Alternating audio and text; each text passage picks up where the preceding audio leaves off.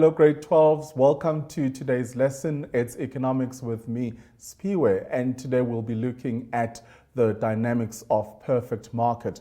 We know that competition plays an important role in economics, and this would be the ideal situation where competition will be at its highest level. So we are going to look at the composition of a perfect market and some of the factors that contribute to a perfect market. So let's get started.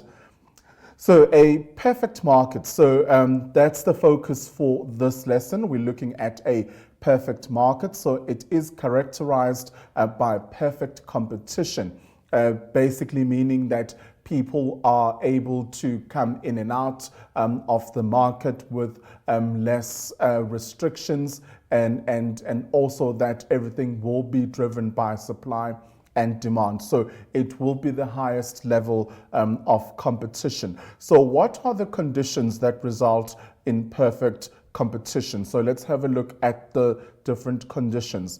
So the first one is the equal access to the technology required for production. Okay, so if all the firms and individuals have equal access to the technology that is required in order to make production possible in that particular industry, if there's equal access in terms of the resources and the technology that's being used, then we will consider that as a condition that will result in perfect competition. Because in this instance, it means that there is no individual or firm or industry that will have an advantage of some sort because they have additional technology or information. So everyone has equal access to the technology that is required for production. So that is the first point that we are going to be looking at. Then the second point would be there are no barriers to entry or exit from the marketplace. So there aren't any restrictions in terms of new suppliers wanting to enter the market. And also if you want to leave the market, there aren't any barriers or restrictive policies. So there's free access into this market. People can come in and out as they please. So just going back to the first point, we spoke about access to technology. So everybody will have the same access to the technology that's required for production, and also people will be free to come in and out of this market as they please. Also, there is accurate and available market information. Okay, so earlier on I spoke about having a competitive advantage. So for you to have a competitive advantage, it means that you have information that other competitors do not have access to, and hence you end up having a competitive advantage. So that will not be possible in this particular market because accurate and available information needs to be given to all the suppliers or the firms or the individuals in this particular competition, which is perfect competition. So you can't have hidden information that you can use in order to gain a competitive advantage. So that will not be possible in this environment. And no participant with the power to set the market price. So no individual has the power to set the market price. The market price will be set by supply and demand. So it is not majorly influenced by one individual or one participant. So that is not possible because they will not have the power nor the resources to be able to be in that position where they can just on their own influence the market price. So supply and demand forces are the ones that are going to determine the market price, and that will not be left to one particular participant to determine the market price. Moving right along, so according to the equilibrium theory, a perfect market will reach an equilibrium where the quantity supplied equals to the quantity demanded at the market price. Okay, so now we are looking at the equilibrium, and the equilibrium will be reached where the quantity supplied equals to the quantity demanded at the market price. Okay, so supply and demand forces play an important role in this particular instance because the equilibrium will not be influenced by a single participant. So one industry or individual or firm will not influence the market price, but the market price will be influenced by the quantity supplied and the quantity demanded. Okay, so these are some of the conditions that would be conducive for perfect competition to take place. And then later on, we might just come back to recap on these different conditions. So now moving on to our next topic, where we're going to review production costs and revenue, because remember, there is a relationship between these three items. Production is influenced by the costs that are involved in the production process, and then from production, firms are able to generate their profit or their revenue. So there is a relationship between production, costs, and also revenue. So production takes place in the short run and in the long run. So we need to be aware that production can take place in the short run and also in the long run. So what do we mean by production taking place in the short run?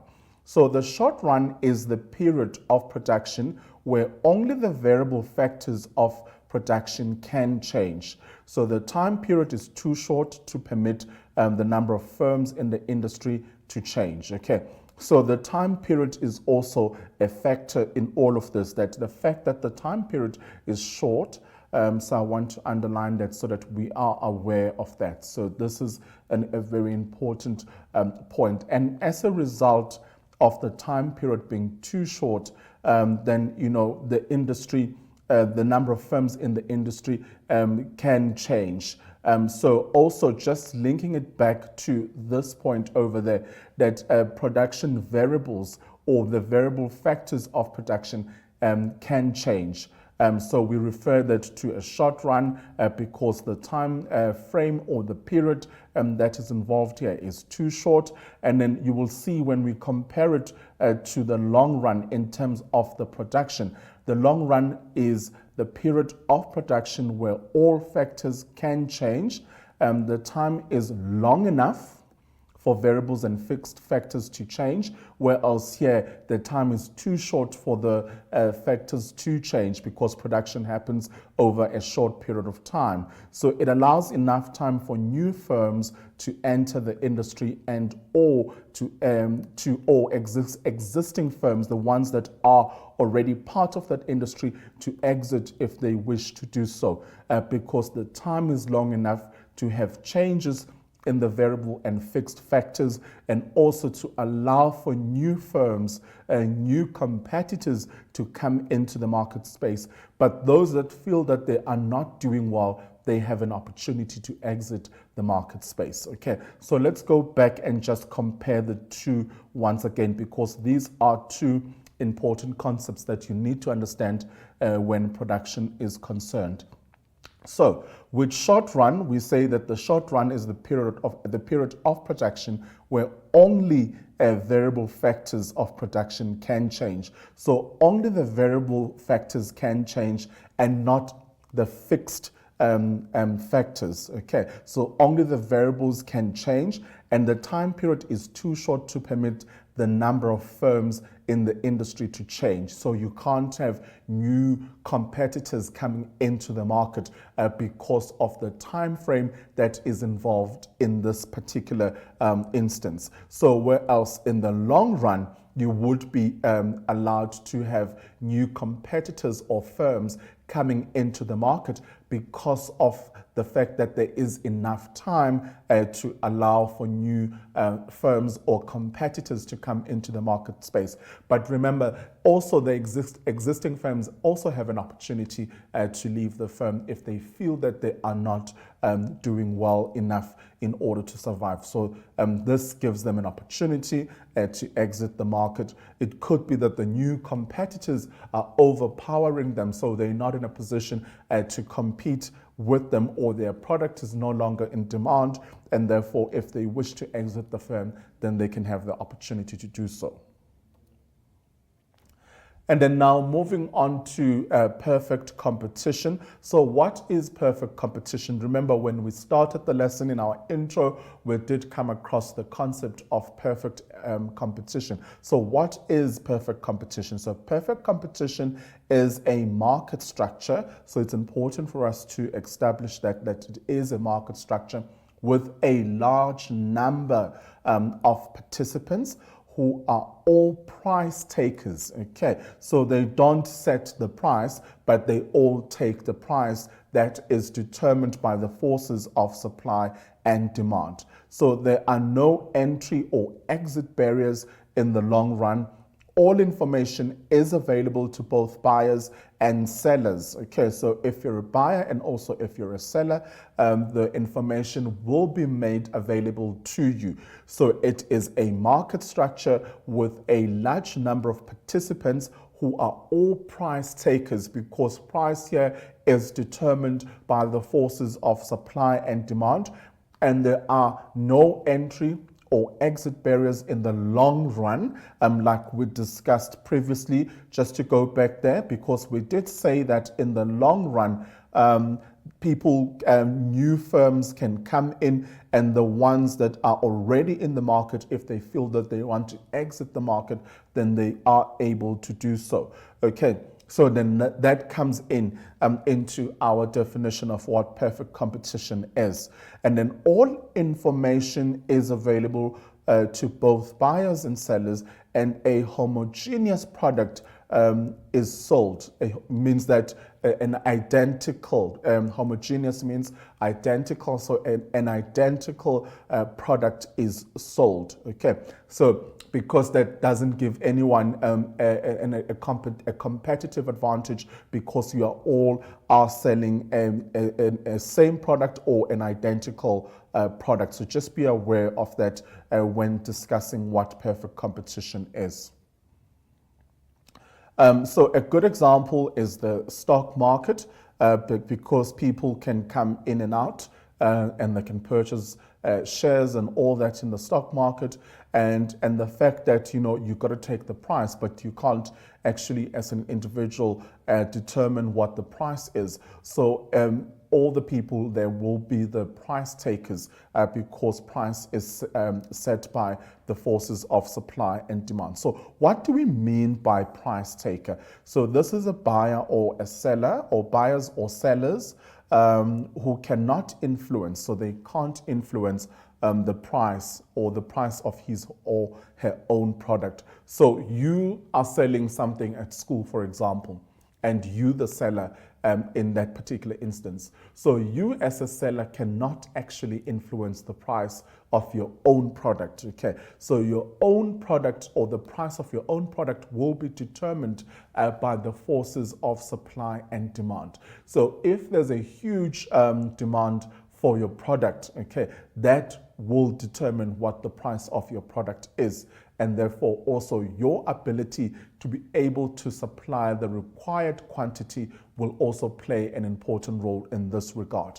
And hence we call these individuals as price takers. So they do not have the capacity or the power to influence prices, but they have to take the prices as they are determined by the forces of supply and demand. So that's a good example, because I know that there are some students that sell items in school, and they have the permission of the school to do so. Okay, so it's important that you are able to define what perfect competition is, and in that process as well, be able to give good examples of situations where perfect competition would apply, and the fact that information will be made available both to buyers and sellers that needs to be made in your discussion, and the fact that an identical product is being sold here. So that also plays an important role, because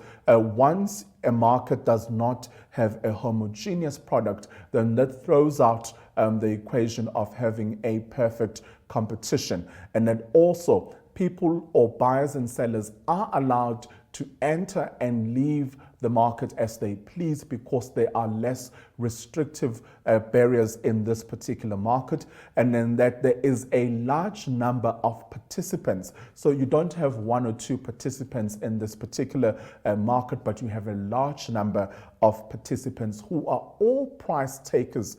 Remember, they do not determine the price because the price itself is determined by the forces of supply and demand. So be in a comfortable position or be in a position where you are able to comfortably define what perfect competition is, but also break it down and be able to explain what do we mean by information. So there isn't a participant who's going to have some hidden information given to him in order to give him a competitive advantage. So that is not permitted in this market. Everybody should have the same information and the same access to the technology that is required in terms of production as well. So it's important that we have an understanding of how the system works. All right, so moving on to the characteristics of a perfect market or of perfect competition. We did say earlier on that there is a large number of buyers and sellers in this particular market. So it should not be possible for one buyer or seller to influence the price. And I've just mentioned that because of the large number of buyers and sellers that are available in this particular market. So the price will not be determined by a single force or one participant because of the large number of buyers that are available in this market. So this is an important point that you should remember, and because it's going to help you in the process of understanding how perfect competition works. The fact that there is a large number of buyers and it's not possible for one buyer or seller to actually influence the price because price is determined by the forces of supply and demand.